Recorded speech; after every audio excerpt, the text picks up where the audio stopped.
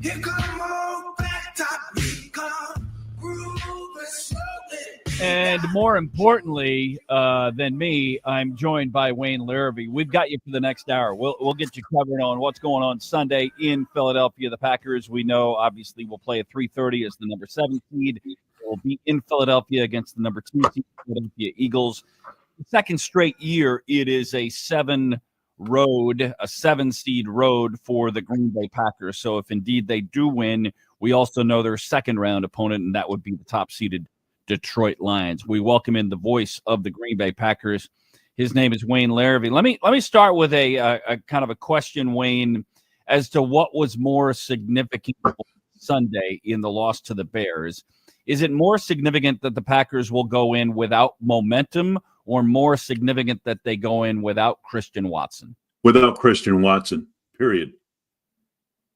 Yeah, it ends up. I wanted to make the questions easy right out of the gate, Wayne. The easy questions early, they'll get more difficult as the show goes on. But he is a significant loss. Nothing else on Sunday ultimately mattered. I know that fans wanted to focus on the finish of the game and maybe the mismanagement of the clock in the final 2 minutes. But really, the game story was when Christian Watson went down. Yeah, and he's a guy who was coming on the second half of the season. They had him on the field. He was doing some good things. Defenses have to account for him. He's a factor in their game planning. There's no question about that. And even if he doesn't make a catch, he's impacting the play by his mere presence on the field. So that was just horrible to see him go down.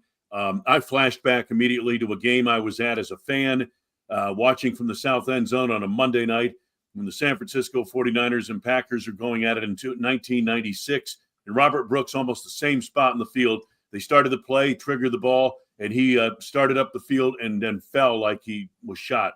And the same thing with I saw it all the way with Christian Watson. And those are the worst injuries in football, the ones that are non-contact. People don't realize those are the scary injuries, not the blow-them-up hits. Those injuries where nobody else but the players involved.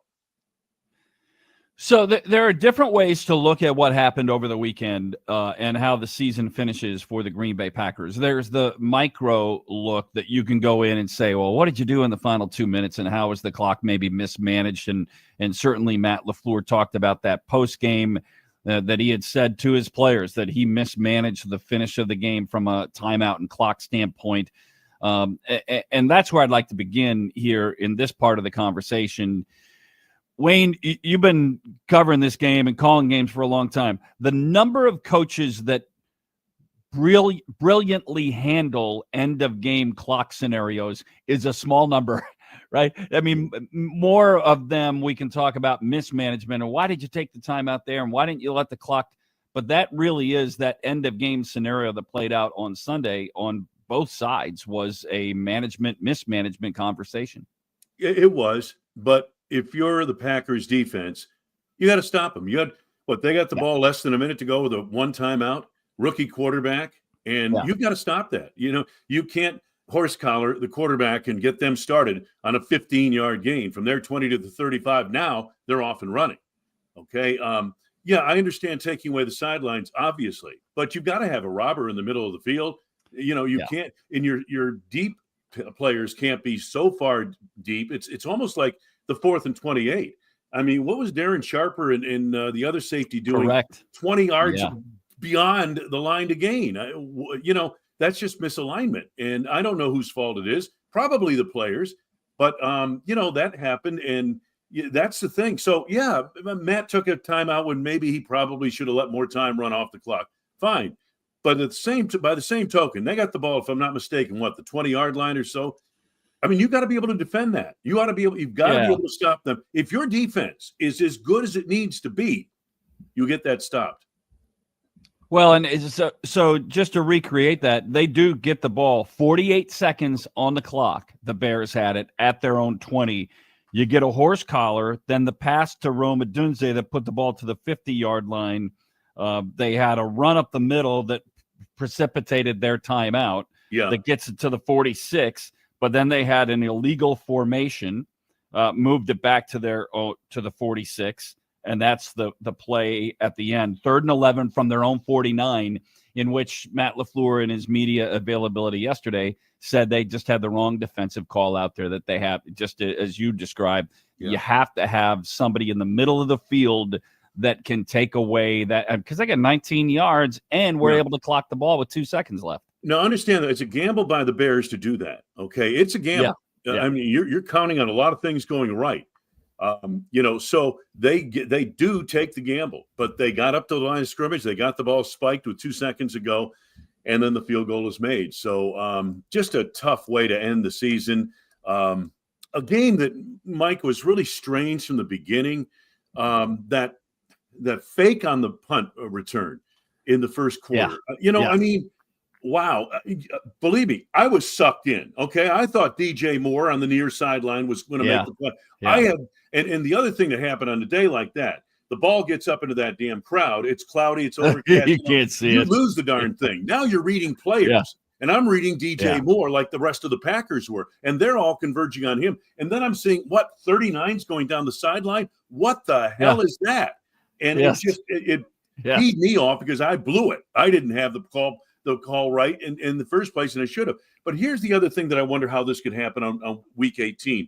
And I understand the Bears are pulling out all stops and they're doing crazy stuff. Sure, absolutely. Why not? You're going home. But, when they break the huddle with the punt, don't they know? I think they know. This is what I'd like to ask Rich Bisaccia. Don't you know where you're going to kick the ball, right? You're going to kick it left or right. You're going to, or down the middle, whatever you're going to do. Everybody knows where the kick is supposed to go. Now, in a punt situation, it doesn't always go that way. I get it. Maybe the punter missed it just a little bit. I get that.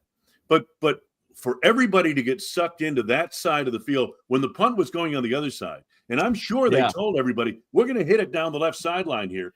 In fact, Wayne, the Matt LaFleur addressed that post game on Sunday, and he said it was a punt left was the call. So everybody knows that it's supposed to be a punt left, and the Bears did an exceptional job of setting up their wedge and all of their blockers to go back as though the ball was going to DJ Moore inside the right hash, and when the ball indeed went outside the left hash, They've done that before against the Packers, and I believe the last time they did it, Wayne, the play also worked, but it was called back on a penalty. This one could have been 2, but there was nobody there. There was one player there, and then the punter who knew that the ball was on the left side. Otherwise, the other 9 Packers players were converging on DJ Moore, and he never caught the ball.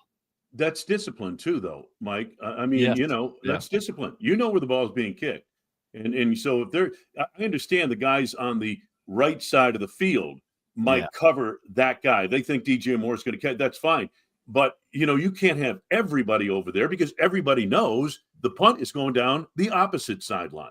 That just – and I'm PO'd because I blew the call too. I just blew it. And that just, but anyway, I just imagine that's got to be driving the Packers nuts to let that happen on week 18. But Richard Hightower, he's a good special teams coach, pulled off a good play. I'm with you. Give them credit. They made a hell of a play. And those little, well, that's not a little, that's a most significant play of the game. But the other issues for the Packers are a fumble early by Jaden Reed, a fumble in the second half on a drive by Malik Willis, and then not taking full advantage of red zone opportunities late in the first half. You settle for a field goal to go into the locker room. All of those things conspire to change the way the game finished, and certainly you would have loved to have carried momentum into the postseason. But I really liked what Jordan Love said in his postgame press conference Sunday afternoon. He said about not having momentum. He said, not going in with momentum, who cares? So what? We create it this week. We all have to lock in and do our things. I mean, the approach sounds like there was some words in the locker room, some players not happy with one another on the finish. But to me, all of that gets flushed. That's Matt LaFleur's words, and all of it gets flushed, and you erase all of it. Now you have this week to get ready. Yeah, exactly. And you do turn a page when you go to the playoffs. It's a whole new ball game. and things happen differently than you expect going in.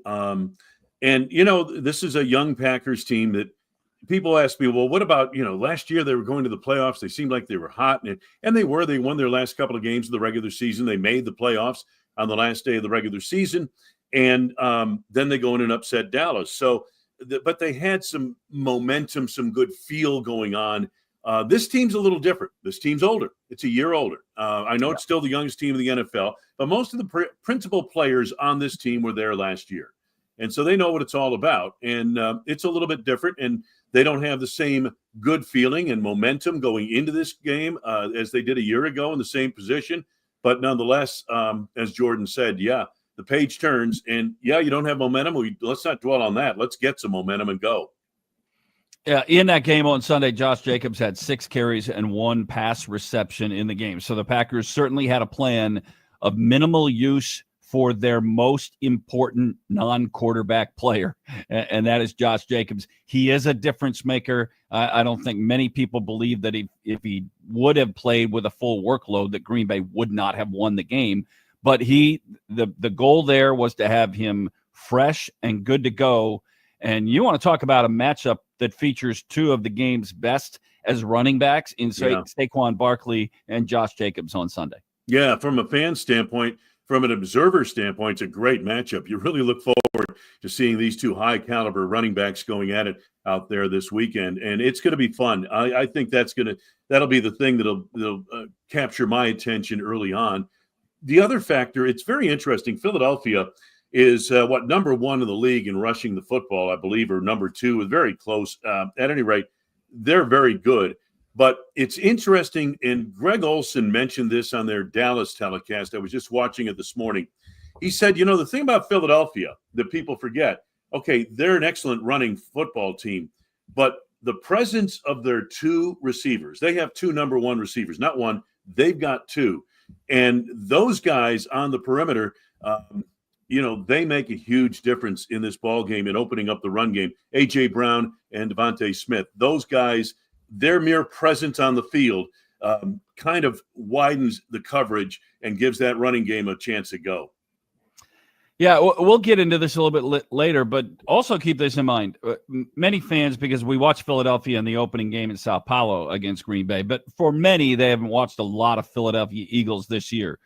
Their better story is that they're number 1 in the league on defense. Yeah. I mean, that defense is so good that it's not yards per game, it's points per game, but they're number 1 in points per game as well. But in yards per game, they give up 278 yards per game. That's 30 yards fewer than the next closest. Everybody else is separated by 1, 2, or 3 yards on a per game average, except for Philadelphia. The difference between the Eagles at number 1 and the number 2 team in the league is 33 yards per game. Wow. That is amazing. That really is when you think about it. Vic Fangio goes in as defensive coordinator. A year ago this time, Mike, they were the worst defense in the league. You understand that? The worst. Crazy. Overall, the worst. And, for him to turn it around the way he did now, they added some players, don't get me wrong, and some young players up front on that defensive line have come of age. But, boy, I tell you, they're getting a lot of mileage out of Cooper DeJean on the corner of that defense. And that's a big factor. Zach Bond, the former Brown Deer quarterback, 94 touchdowns as a quarterback in high school. And he's, special teams guy for 4 years in New Orleans. They don't really know what to do with him. And he gets to Philadelphia, and Vic Fangio says, well, we'll feature him in the middle of our defense. He went out against the Packers in that game. And the one thing I remember about that game for Sao Paulo, outside of the Love injury, Zach Bond was off the charts good. He was unbelievable. He was Hall of Fame, first ballot Hall of Fame good. Zach Bond in that game. He destroyed the Packers in that game. It's amazing. Yeah, it was all the way back to the opening weekend of the season on that Friday night in Sao Paulo. And listen, players sort of have a sense of these things. They said in postgame that night that we'll probably see them again. And here you are in the opening round of the wild card of the playoffs, and you're going to have a trip to Philadelphia on Sunday. I want to take a bigger picture view of the Packers when we come back. And keep in mind that this team a year ago had come off of an 8-9 season with Aaron Rodgers, his final year in Green Bay. Then they were 6-8 with 3 games to play a year ago, and not a playoff team. And at one point, I believe last year, they were 2-6. And I want to talk when we come back about how this team went from that team midway through the season a year ago, and even the 6-8 team with 3 games to play, into what we've seen this year, and if those aren't indeed the steps of a franchise that is moving again in the right direction. Wayne Larrivee, the voice of the Green Bay Packers, is with me as we continue this special edition, a 1-hour edition of the Mike Heller Show, as we talk Packers and Eagles in the playoffs. Back in a couple of moments on The Game. Dear mama, I can hear you crying. You're so scared and all alone. The Packers are the 7th seed and head to Philly for a first-round playoff matchup Sunday with the Eagles. Obviously, we're not going in with momentum, but who cares? We got to find a way to go attack this week. We'll get you ready with the insider knowledge that you expect from the Packers flagship. So I kind of got the sense if he was playing, he'd be in better spirits. He'd want to talk, but he wasn't. So I thought then maybe something's up. Where every day is game day. 97.3 The Game.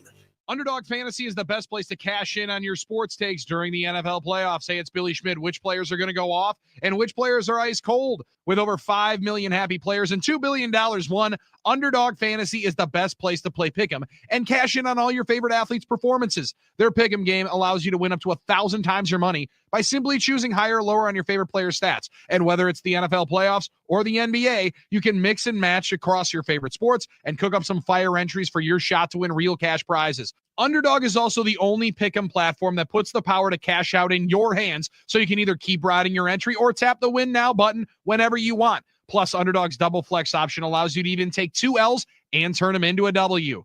Underdog is the best place to play Pick'em, my favorite. Download the app today, sign up with promo code Billy, and deposit now to get up to $1,000 in bonus cash instantly. That's promo code Billy. Must be 18 plus and present in a state where Underdog Fantasy operates. Terms apply. Concerned with your play? Call 1-800-GAMBLER or visit www.ncpgambling.org. This is Badgers coach Greg Gard for our Paying for Points campaign. For each point we score this season, our Milwaukee sponsors will pay $2, with all of the proceeds going to our Guarding Against Cancer initiative. The money raised will support research at UW-Madison's Carbone Cancer Center, as well as cancer patients and their families throughout all of Wisconsin. Great Midwest Bank has joined us to help fight cancer. The Paying for Points campaign has raised over $207,000 since starting a few seasons ago. Thank you to Great Midwest Bank and On Wisconsin. Fever, cough, congestion. Just 1 dose of Mucinex Fast Max All-in-One relieves up to 9 cold and flu symptoms, helping you get on with your day. It's comeback season. Use as directed. Did you know your skin is the largest organ of your body? Huh? That's why you should shower with Old Spice Super Hydration Body Wash instead of plain old bar soap. Love your skin by super hydrating it with vitamin B3 and glorious notes of vanilla and shea. Did you know that my super hydrated skin is the second largest organ of my body? The first is my heart. Old Spice. Men have skin too. Old Spice Super Hydration Body Wash. 24/7 renewing moisture. With daily use. The following takes place in a Capital Heating and Cooling truck. Step on the gas, Seth. Roger that, Captain. We need to get Miss Johnson's furnace repaired fast. She couldn't believe we do same-day repairs. Or that Capital works 7 days a week. It's Sunday, and we'll have her heat back on today. It's the right thing to do.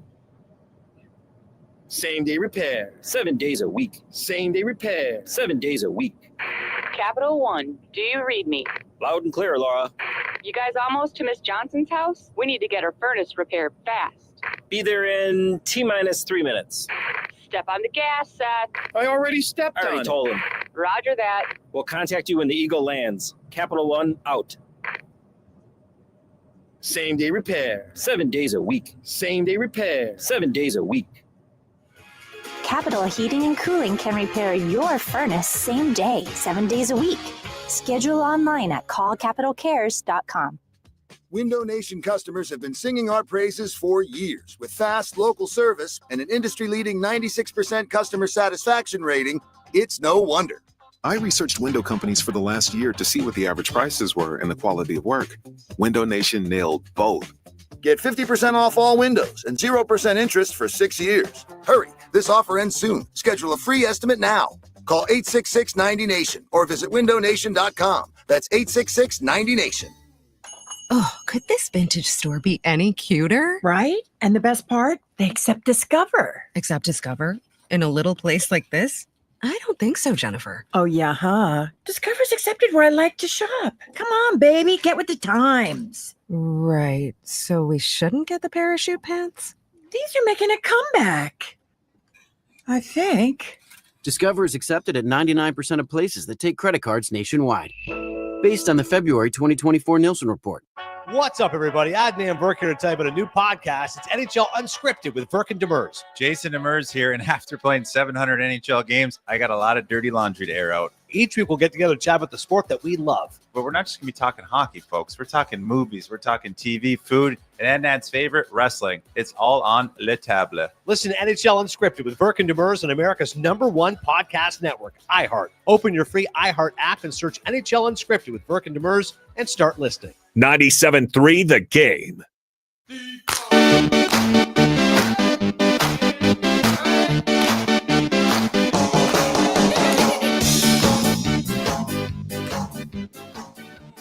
Mike Heller with you on a Tuesday afternoon, hour-long version of this program, but featuring the voice of the Green Bay Packers, Wayne Larrivee. Will do this through the end of the Packers' relevance into the playoffs, which is at stake coming up this Sunday. 3:30 is the kick time in Philadelphia. For the second straight year, the Packers go in as a 7 seed, so they get that 7 versus 2 route, and then you know who you get if you're fortunate enough and good enough to win on Sunday. You know that you get a visit back to Detroit to take on the #1 seed Detroit Lions in week 2. They make the announcement earlier today, Wayne, that they believe that they'll have David Montgomery back for the divisional round of the playoffs from a health standpoint. Let me take a bigger picture view with you, Wayne, about these Green Bay Packers. I'm of the belief that although they didn't skip a step, they sort of did a year ago. That's a team coming off of an 8-9 record the previous season. They were 2-6 to begin the year. They were 6-8 with 3 games left. They win against Carolina on Christmas Eve in that crazy finish against the Panthers. Then they win at Minnesota and they beat the Bears to earn the final playoff spot and go in and beat Dallas. So they went from 8-9, no playoffs the year before, to 9-8 in the playoffs a year ago, to 11-6 and in the playoffs again as the same seed this year. But we're seeing a team taking that trajectory, because last year a lot of fans certainly thought that team was not playoff caliber, and they ended up being just that. It's a program, a franchise that is making, again, the right steps, the winning steps. Yeah, absolutely. And, they won 11 games this year. They won 9 the year before, 8 the year before that. So you can see the trajectory in the standings. There's no doubt about that, Mike. And the Dallas game, and I've never seen anything quite like this, but the trajectory of this team when they decided to come off of Aaron Rodgers was to, okay, this is going to be basically a 3-year plan. And we're going to have dead cap money, because not just Rodgers, but David Bakhtiari. Remember, his number came down as well at about the same time. We're not going to have any money for a while. And that meant, a year and 2. They were hindered. They didn't have that much cap money this past year. They had enough to get 2 players who've contributed mightily. But last year, the youngest team of the league, lower expectations. They go out and have a great finish to the season and take that momentum into the playoffs and basically expose Dallas. Remember what I'm saying? Exposed Dallas. Dallas' demise began before that playoff game. They weren't playing that well coming down the stretch last year, and then they got blown away by Green Bay, and all of a sudden, Dallas was exposed. And what did they do this year? They didn't even have a winning record this year.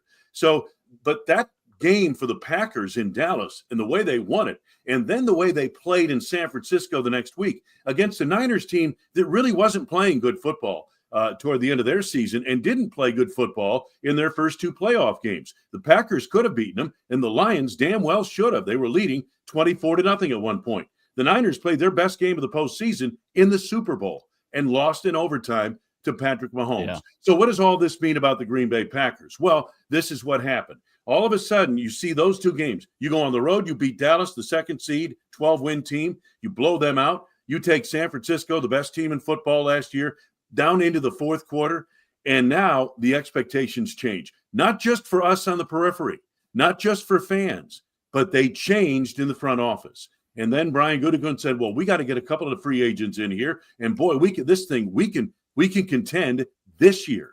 But the process was 3 years. The best team they're going to have, Mike, and I still believe this, regardless of what happens here in the postseason, their best team is going to be next year, not this year, next year. Next year, they'll add a few more pieces. They'll have much more room under the cap. Their quarterback's contract is cap friendly this year and next year, okay? Then you start seeing the big numbers kick in after that. But the point is this, the process never changed. The expectation of all involved changed on that game in Dallas and the follow-up in San Francisco. Well, and you and I have had this conversation on our on your weekly visits as we've gone through this season. But you mentioned the two free agent acquisitions. You're talking about Xavier McKinney and you're talking about Josh Jacobs, and those significant moves have buoyed both the rushing attack for Green Bay and certainly the defense. Let me give you the Jeff Hafley numbers because he's the other acquisition from a year ago to this. This Packers defense, his points per game, they're 6th in the NFL, full season. 6th in the NFL in points per game, 6th in yards per game, 7th in rushing yards per game. Passing yards per game is different. They're 13th, but some of that is injury-driven, and others of that they're playing with the lead a fair amount. Turnovers, they forced the 3rd most in the NFL. Jeff Hafley's impact on what the Packers put on the defensive side of the ball, Wayne? I think it's been huge. It's very interesting. I think they're a much better coordinated defense. They've got some better players on this defense. They've been able to develop players. Carrington Valentine has developed as this season has gone along. I think Keyshawn Nixon has become a solid cover corner. And the thing I love about those two cornerbacks is that when somebody's coming around the end, running downhill, one of those big running backs, they're not looking for a place to hide. They're looking to get that running back on the ground. I love the toughness that they bring to the corner of the Packers defense. Are they the best coverage people in the world? No. Are they anywhere close to Jair Alexander in terms of skill and covering people? No, probably not. But they're tough, and they will not back down, and I love that about them. This defense is much tougher defense, much more physical defense. I like what Hafley's done from a strategical standpoint, eyes on the ball and react and rally to the ball. The fact that they forced, I believe, 22 or 23 fumbles this year, forced fumbles, that tells you they're getting hats to the ball. They're bringing population to the ball, and that's something they'll have to do this weekend. But I think his impact has been enormous.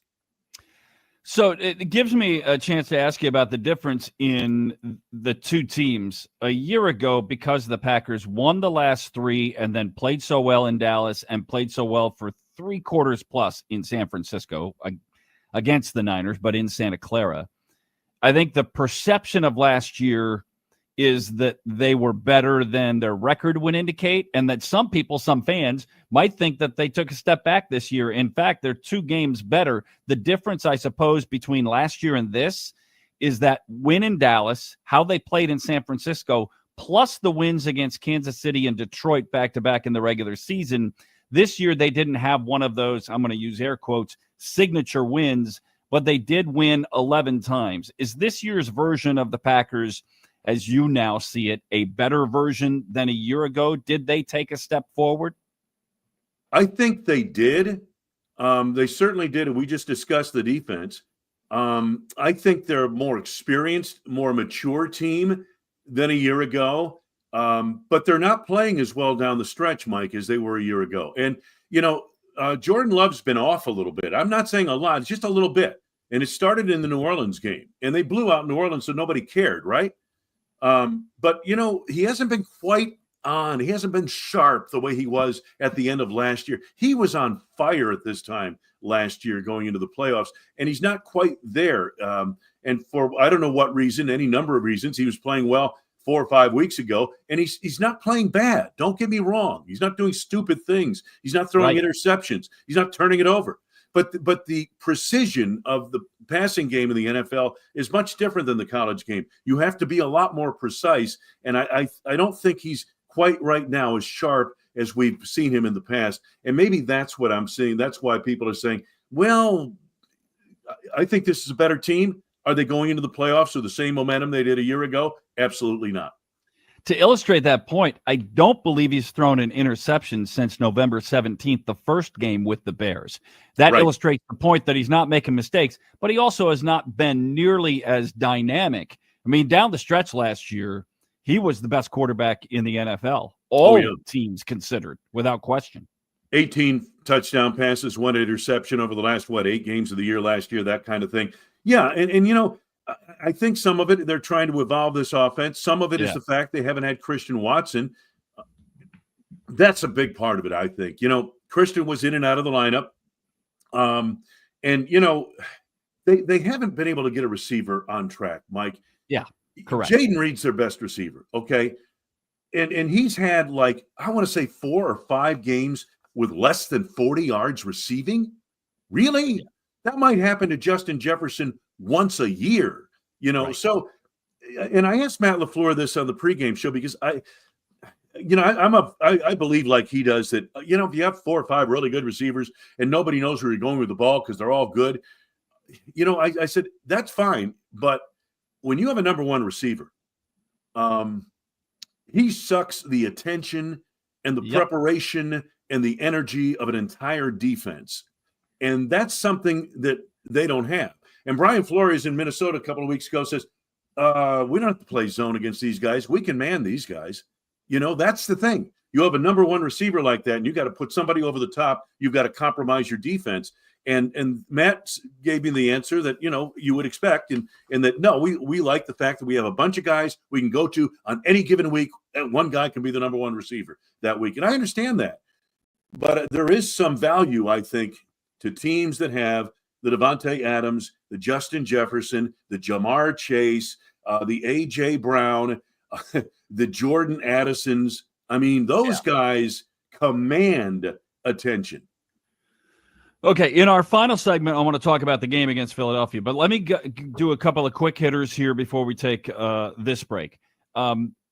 If indeed Aaron Rodgers has played his final game in the National Football League, and we don't know that to be the case, I don't think we're going to know until training camp.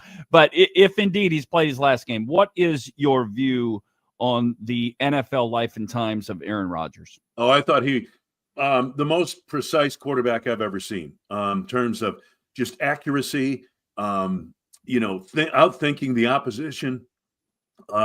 Really, it just the most precise quarterback I've ever seen. And he was so good downfield too, with his deep throws, that kind of thing, made receivers better around him. And, you know, I got to tell you, I just thought he was maybe the best quarterback I've been around, that I've done play-by-play for. I'm not saying it's Patrick Mahomes, not saying, you know, but he's, in my opinion, the best quarterback I've been around. NFL coaching openings, including the one in Chicago, in which they have requested permission to speak with many. One of them is Mike McCarthy. Your thoughts on that potential path? That's great for Mike. He's going to have leverage on Jerry in Dallas. That's great. Yeah. I'd hate to see Mike McCarthy go to Chicago. You know, I still see him as a Green Bay guy. Bears would like to have Mike Vrabel, but I think Robert Kraft is putting the all-out press on that. And then as we stack up, and I thought this a week ago, I don't know if we discussed this on your spot with my show last week, but I thought the loser Sunday night between Detroit and Minnesota would be vulnerable. Is Minnesota vulnerable going out to take on the Rams in Los Angeles? I think they are, and I'll tell you why. The Rams have an excellent defensive front seven, okay? And those young kids on that defensive line, boy, when I studied them and we saw them out there, they can create havoc, okay? They've got a bunch of young guys. You talk about a team on the come now, okay? Yeah. The Los Angeles Rams are flat out on the come, and they're going to be destroying people defensively next year, mark my words. But, no, Stafford at quarterback, you know, I think their defensive front is going to put a lot of pressure on Sam Darnold. And didn't we see the Detroit Lions turn Sam Darnold into what we all knew he was? Yeah. Yeah, and you know, the good thing for Minnesota, I suppose, in that regard is that I'm sure other teams tried to do what Detroit did and couldn't get there. Detroit got there, and that's my other question about what we see going into the playoffs. Detroit on Sunday night looked like the best team in the NFC, if not the entire NFL. What are your feelings on the Lions, who get the bye week and all games at home in the playoffs? I think the Lions, despite having, 22 players on IR, most of them on the defensive side of the football. Yeah. They're the best team in the game. It's their year. They're the best team. They have been the best team all year. I have said that all year. I have seen nothing to change my opinion to that. Most of the people around the league are picking, well, the Eagles are better than the Lions because the Eagles are healthier. No, I don't think so. And the Eagles will not go into Detroit and win, trust me, if they get that far. Very good. We're going to come back and talk about the Packers matchup with the Eagles. We'll even mention a little bit about the Eagles' health at quarterback, although I don't know that that's going to be story at the end of the week, but it's a story for the moment, and we'll continue. Wayne Larrivee, the voice of the Green Bay Packers, will continue our conversation. Special edition of this Tuesday Mike Heller Show coming up next on The Game.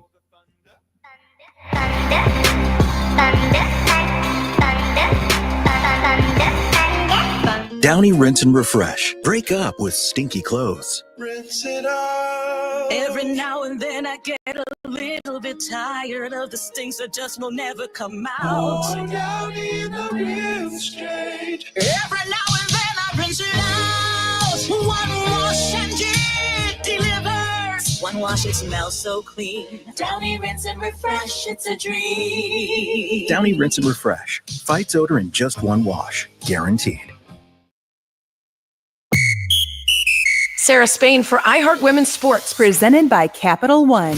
This year, we'll see a handful of brand new pro women's sports leagues, including WER, Women's Elite Rugby, starting this spring. The inaugural season will feature 6 city or area-based teams in the Bay Area, Denver, the Twin Cities, Chicago, New York, and Boston. Preseason starts middle of February, and the regular season will see each team play host to the others from the end of March till the end of June.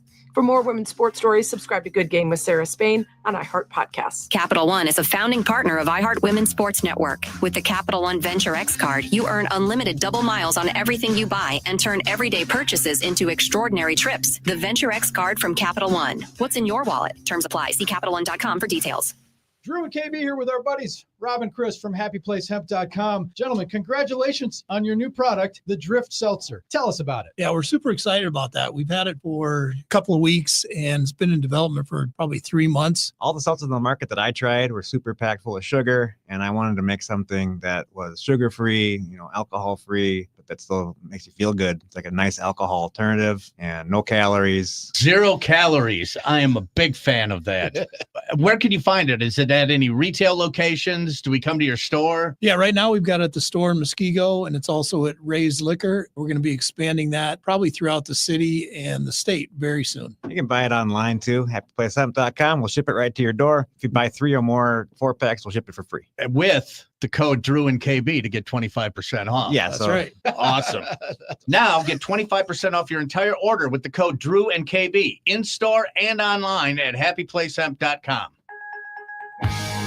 Many times, patients have symptoms they didn't know were actually related to their airway breathing issues. I was suffering from sinus issues, jaw issues, and neck pain. I guess I just kind of had my breaking point. Unfortunately, this is typical. But until you get to the root of your problem, it's going to just persist. Fortunately, Jody took action, and the results were typical as well. My quality of life is so different. But one of the first things that I noticed was my breathing. I don't ever remember being able to breathe like that. Being able to breathe freely is life-changing, and the effects can go beyond that. Sleeping better, having more energy. And it seemed as if all of those symptoms that I had just melted away. And thank heavens for that, because at Advent, results are what drive us, helping you breathe well so you could live better. Results may vary. Most insurance accepted. Whether you're a seasoned fan or a first-time bettor, BetOnline is your ultimate game day companion as the world's #1 most trusted betting platform. With the largest selection of odds on everything from football, pro and college basketball, hockey, and cage fighting, BetOnline provides you with all the action and the ability to watch the games as they happen. From touchdown to three-pointers and even hat tricks, BetOnline has you covered on every play, every score, and every win. Visit the website today to get in on all the action. BetOnline, the game starts here. Are you starting the new year off with that same old joint pain in your knees, hips, shoulder, or back? Make the decision now to say, no, I'm not going to deal with it anymore. Get moving again in 2025 with the help of QC Kinetics. Hey, it's Billy Schmidt. The nation's leader in regenerative medicine and joint preservation is here. They have locations in Greenfield and in Mequon under the leadership of medical director Dr. Ashley Caravelli. And yes, you can revitalize your joints with advanced orthobiologic treatments at QC Kinetics without steroids, without drugs, and no surgery. This is the future of medicine, using an array of natural solutions like PRP to attack the pain from arthritis that you've been dealing with. So many of your neighbors here in Milwaukee have discovered these cellular treatments and are living life pain-free once again. And if you want to learn more about how you can refresh your joints, get lasting relief with these amazing treatments, call QC Kinetics for a free consultation. They even have appointments available on Saturdays. Call 414-285-3474. That's 414-285-3474. QC Kinetics, 414-285-3474. Every morning, we rise and shine, make breakfast, and brush away the night's rest. These routines help us start the day off right. Nature-Made vitamins are a simple step in that daily care regimen. Multivitamins with daily essentials, clinically studied probiotics for gut health support, magnesium to help relax the body. Nature-Made is made to care for you every day. These statements have not been evaluated by the Food and Drug Administration. These products are not intended to diagnose, treat, cure, or prevent any disease. Our daughter Jessie loves playing detective. A clue. But since we discovered she has sensitive skin, we've been playing detective too. We thought the problem was our puppy. But it was actually our old detergent. Aha. So we switched to Tide Free and Gentle. Tide Free and Gentle provides an excellent Tide clean, and it doesn't leave behind irritating residues like dyes or perfumes. So it's gentle on your skin. Case closed. If it's got to be clean, it's got to be Tide Free and Gentle. 97.3 The Game.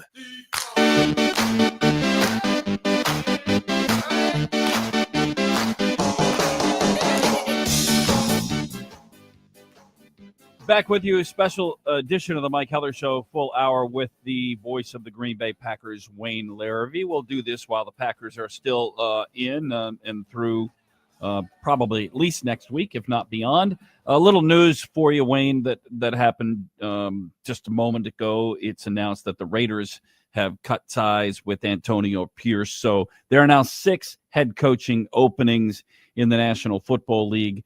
That's not a surprise. It just took a little bit longer for that to come to fruition in Las Vegas. So this is that time of year, Wayne. We see it every year.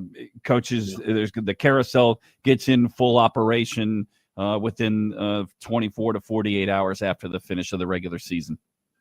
The coaches pay for it, but, a lot of this stuff is much higher up than them. A lot of the reasons for the losing is much higher up than the head coach. And patience is slim in the NFL. There's not much patience in the NFL, So, a lot of teams looking for coaches right now. A quick thought on that. The openings are thus: the Raiders, the Jets, the Jaguars, the Bears, the Saints, and the Patriots. Would you have a favorite if Wayne Larrivee was a head coach? Which one would you want? Oh, boy. I would think the Patriots, because they have what appears to be a franchise quarterback. Appears. We don't know yet, but appears to be that way.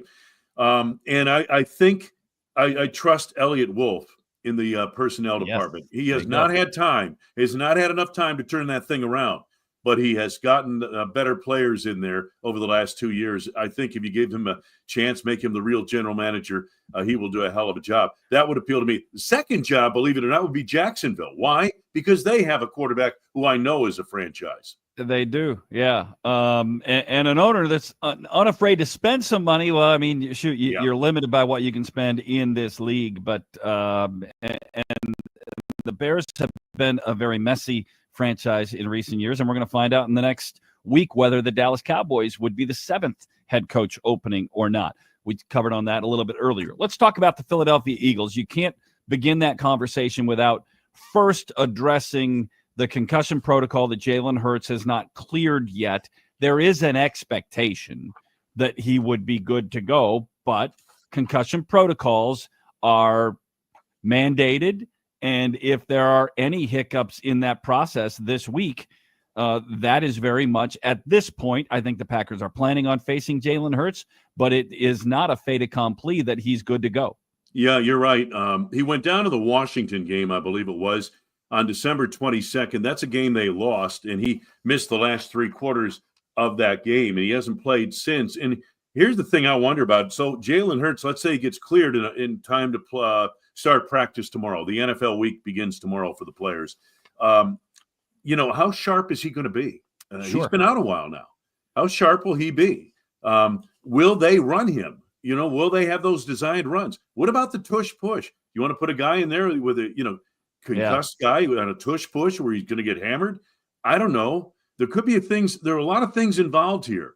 But if he gets cleared, then he's able to play.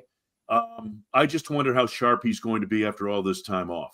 Consider that he threw 4 passes in that game against Washington. So his last full game, so he's out in the first quarter of that one. His last full game by the time he takes the field against the Packers on Sunday will have been 28 days ago. So there is that question mark.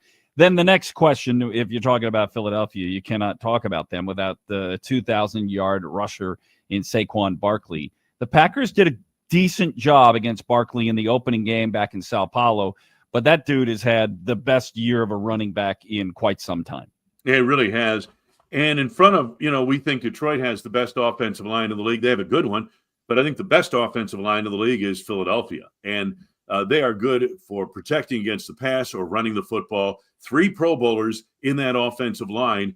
And Saquon Barkley is just dynamic, both, on the ground when you hand him the football or get it to him in the air. Led the NFL 2,283 yards from scrimmage, 378 touches, Mike, a 6-yard average per touch. Yeah. Amazing season, Saquon Barkley. Their greatest strength, obviously, because of Barkley, is rushing yards. NFC ranks only for the 17 regular season games. They're first in the NFC in rushing yards. They're 14th of 16 teams in the NFC in passing yards. Certainly, A.J. Brown is the guy you pay attention to there. But because of their ability to run the football, both with Saquon Barkley and the quarterback position, they have not had to throw the ball a ton this year or with a great deal of effectiveness. 448 passing attempts. Add on 45 sacks because I consider those passing attempts, okay? Yeah. They've run the football 621 times. Yes. Yeah, right. This is they've run like 55+% of the time, and 40-something% of the time they've thrown the ball. Those are figures we saw in the 1960s and 70s, not in the 2000s. But that's how good they are. And part of the reason you look at the top teams that run the football in the league, Mike, in most cases they have a quarterback who's getting over 600 rushing yards himself, and that's the case with this guy. Yeah, and that would take me back to one of the Packers' vast improvements this year has been how they have defended the ground game. We've been talking for, it seems like, a decade and a half about the Packers not able to stop the opposing rushing attack. Yeah. That's not been the case this year. No, they have. The thing I love about the defense, and again, we talk about a more physical defense, Mike. They're stopping the run. They're 7th in rushing yards allowed per game, 3rd in rushing average. Rushing average is very important, folks. That's how many yards you get per carry, and that's, I think, the more important stat there. They're 5th in yardage. What are they? 5th in point differential, 6th in points allowed.